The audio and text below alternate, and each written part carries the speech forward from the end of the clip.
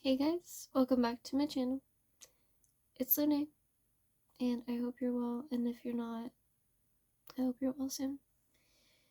So, today, I'm going to talk about freedom and what that brings up for people, what it means, really, but from a specific point of view. So, I am going to reference the movie Shawshank Redemption. If you haven't seen it, I don't recommend watching this video because I am going to talk about it just a little bit. Because it has a lot of important messages, not only about like the actual prison systems that are set up, but in some of the truths about freedom and conditioning.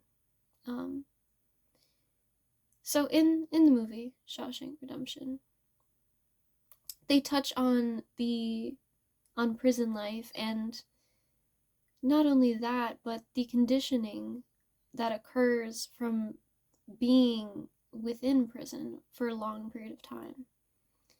The prisoners, they get so used to that environment, the environment of confinement, of having someone else call the shots and basically have control over whether or not you can do certain things. It's like absolutely really no freedom, no choice. They're in a place they cannot leave. They are run by other people, essentially, by guards, warden, whatever you want to think about there. But like, there's so much restriction within a prison.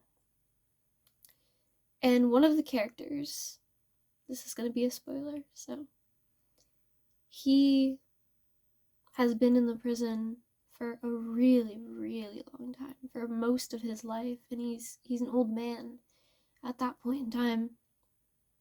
And he gets released. Within the prison, he was a librarian. He had a bird as a pet. He had friends. You know, he had his own purpose inside the prison. And once he left, all of that disappeared too. The sense of stability that he had created based on this confinement was gone. He was finally away from the restriction, and yet he was afraid upon leaving. To the point where he, trigger warning, he ended his life in the movie because he was so afraid, because he didn't feel like he could be more within the general society. And he, even before he did that, he thought about ways to get back into prison, like so many times, because he was so afraid of the freedom that he had. And it's more complicated than that in terms of criminals leaving prisons. You know, they have a lot of things that they really can't do even after they are released. But that aside, in terms of analogy, in terms of the message here, he had freedom, but he didn't feel that he could be more, because it was so afraid. It was like he was so afraid. It was so scary to not have freedom for so long and then suddenly be given it, and your whole world falls apart because you've lived your whole life a certain way. It's similar to how we are conditioned. Whether, you know, in a family, in a community, whatever, you may have grown up with toxic dynamics between family members, or toxic habits, behaviors, patterns, toxic locations, places you lived. Like, you may have grown up with so much toxicity and unhealthy patterns and lack mindsets and powerlessness, and injustice, that it got to the point where now it may not be fully gone, but now, if you're watching this, you've gotten to a point where you've sifted through so much of that to the point where you are becoming or have become more free. And just as with in that movie, sometimes with freedom comes fear, uncertainty, not knowing where to go from there, not knowing how you can even be of value, that you are of value, but you are. And it can be scary. It really can be scary to be in that freedom, but that fear also offers you an opportunity within that freedom. Once you are at that point of freedom, you then have a choice, right? You have the choice to either retreat, like the man from the movie, and go back to prison, or you can embrace this new opportunity of life that you didn't have before, of choice, of becoming who you want to be. And it's really hard to, because our egos, yes, our egos, they love safety, they love certainty, and it's not their fault. Egos, it's not their fault.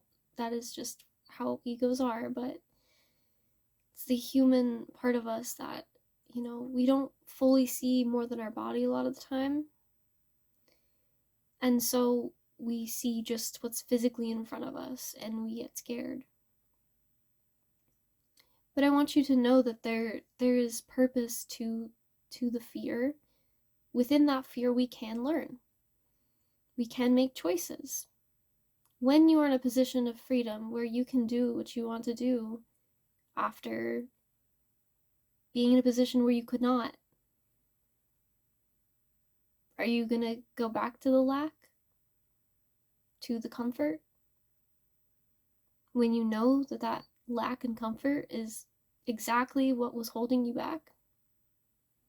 No. Yeah, I wouldn't recommend that. I mean, it's your choice, it's your life, but it's like, if you want to do more than that, be more than that for yourself, you can. You can go either way, and either way, it's not to shame you. You can choose either thing, and it's okay. But know that in your freedom, that's a gift, right? A gift that you can use to better your life, better yourself, to get to what you actually want, rather than settling for what you don't, for fear that you'll never have what you want. Which doesn't make much sense, does it? Because if you are always staying somewhere where you are settling to where you can never get what you want, how can you ever get what you want? Sometimes it takes those leaps of faith and those the using the fear to fuel you, to actually help you create more opportunities for yourself and to grow. I know myself, like the last couple days especially, I've found I am developing a newfound freedom that I did not really have before. I didn't recognize that freedom in myself, and now that I do, it has become a little scary, because I'm like, oh crap, like I have actually a lot more say in my life than, you know, than I thought. Because it's this life is partially free will, right? Like, we make decisions, we choose what we do or we don't do for the most part. So it's like, I have a say in how my life goes, right? So then what do you do with that? Because you're the one in the driver's seat now. So you have to really think about what you actually want, and do something about it if that's what you want to have. You have to shed a lot of conditioning. You have to change a lot internally and eventually externally, probably, to to get to what you want. And that's what's scary, right? The change. Change can be scary, but change is also inevitable and always occurring. So what is that quote? Like, the only thing that is like constant is change, or something like that. The only thing that never changes is change, which is kind of funny, but true. That's the reality. So you might as well embrace the change rather than run away from it so you can enjoy it.